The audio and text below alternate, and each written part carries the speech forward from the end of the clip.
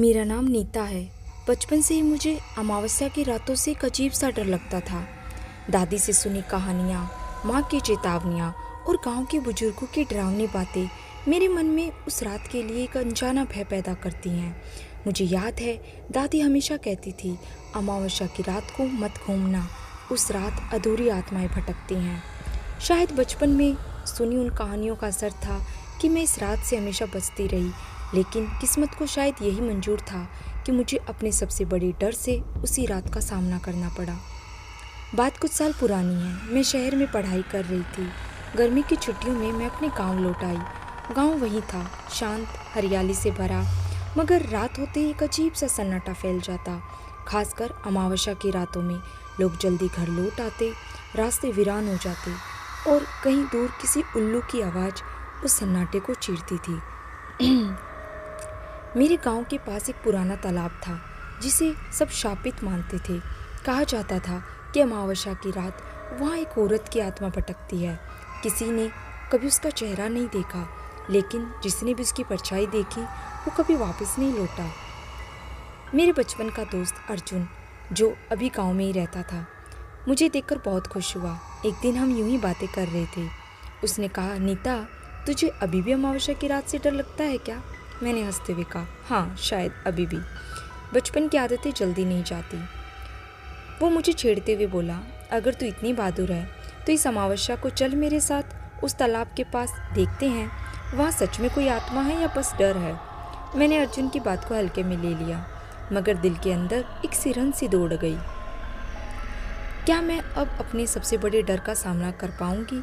कुछ देर सोचने के बाद मैंने हिम्मत जुटाई और कहा, ठीक है अर्जुन, इस अमावस्या को मैं चलूंगी। देखते हैं डर सच है या बस दादी की कहानी है। अमावस्या की रात आ पहुंची। चारों तरफ घना अंधेरा था, बादल घिरे थे, हवा में एक अजीब सी ठंडक थी। गांव के सभी लोग अपने अपने घरों में दुबके हुए थे। मैं और अर्जुन हाथ में टॉर्च लेकर तालाब की ओर बढ़े। रास्ते में कुत्ते भी डर से चुप हो गए थे। तालाब पहुंचते पहुंचते अर्जुन बोला, देख, कुछ नहीं होता, ये सब अफवाहें हैं। मैंने भी खुद को समझाया, हाँ, शायद यही सच है। लेकिन जैसे ही हमने तालाब के किनारे पर कदम रखा, हवा का रुख अचानक तेज हो गया। पेड़ों की शाखाएं डरावनी आवाज़ करने लगी। अर्जुन ने मुझे ढांढस बंधाया, डर मत, मैं हूं ना। हमने इधर उधर देखा, सब शांत था, मगर तभी तालाब की दूसरी ओर सफ़ेद साया दिखा। वो धीरे धीरे हमारी ओर बढ़ रहा था। अर्जुन बोला, कोई धोखा होगा, टॉर्च मार।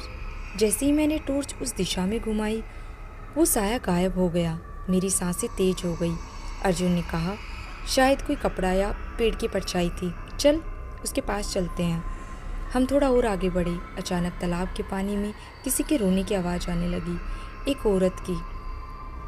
अर्जुन ने कहा, ये क्या है? मैंने कांपती आवाज़ में पूछा। अर्जुन भी घबरा गया। अर्जुन ने कहा, ये क्या है? अर्जुन भी घबरा गया, मगर हिम्मत करके बोला, हम चलकर देखते हैं। हम तालाब के किनारे पहुँचे। पानी में कोई नहीं था, मगर आवाज़ आ रही थी। तभी अर्जुन ने तालाब के किनारे की मिट्टी में कुछ निशान देखे, नंगे पाँव के निशान, जो अभी अभी बने थे, लेकिन आसपास कोई नहीं था। अर्जुन ने धीरे से कहा, कुछ गड़बड़ है नीता, लगता है दादी की बातें सच थी। मैंने डरते हुए पूछा, अब क्या करें? तभी एक अजीब सी ठंडी हवा हमें छूकर गुजरी। मैंने महसूस किया जैसे किसी ने मेरा कंधा पकड़ा हो। मैं चीख पड़ी, अर्जुन, किसी ने मुझे पकड़ा। अर्जुन तुरंत मेरे पास आया। तभी पीछे से एक आवाज़ आई, क्यों आए हो मेरी रात में? हम दोनों ने पलट कर देखा। एक औरत, बिखरे बाल, सफ़ेद साड़ी में, खून से सना चेहरा, आंखें लाल जैसे अंगारों जैसी हों। उसकी आवाज़ गूंज रही थी, तुमने मेरी शांति भंग की है, अब तुम वापस नहीं जा सकते। अर्जुन ने मुझे पकड़कर दौड़ने को कहा। हम दोनों भागने लगे, मगर वो साया हमारे पीछे उड़ता चला आ रहा था। हमारी टॉर्च अचानक बंद हो गई। चारों ओर अंधकार। मैं गिर पड़ी। अर्जुन ने मुझे उठाया। हम जैसे तैसे करके गांव की ओर भागे। हमने सुना, तुम मुझसे बच नहीं सकते। गांव की सीमा। किसी तरह हम गांव की सीमा तक पहुंच गई। गांव के बाहर मंदिर था। अर्जुन ने घंटी बजाई।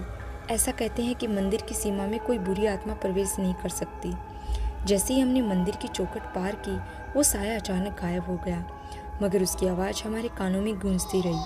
फिर मिलेंगे अमावस्या की अगली रात। हम दोनों सांस लेते हुए जमीन पर गिर पड़े। गांव का सच। अगले दिन हमने गांव के सबसे बूढ़े पंडित जी को इस बात के बारे में बताया। पंडित जी ने हमें बताया, उस तालाब में बहुत साल पहले एक औरत की हत्या हुई थी। उसका शरीर कभी नहीं मिला। कहते हैं आत्मा अमावस्या की रात अपने हत्यारे को खोजती है। जो भी उस रात वहाँ जाता है वो उसे अपना शिकार बना लेती है। मैं और अर्जुन अचंभित रह गई।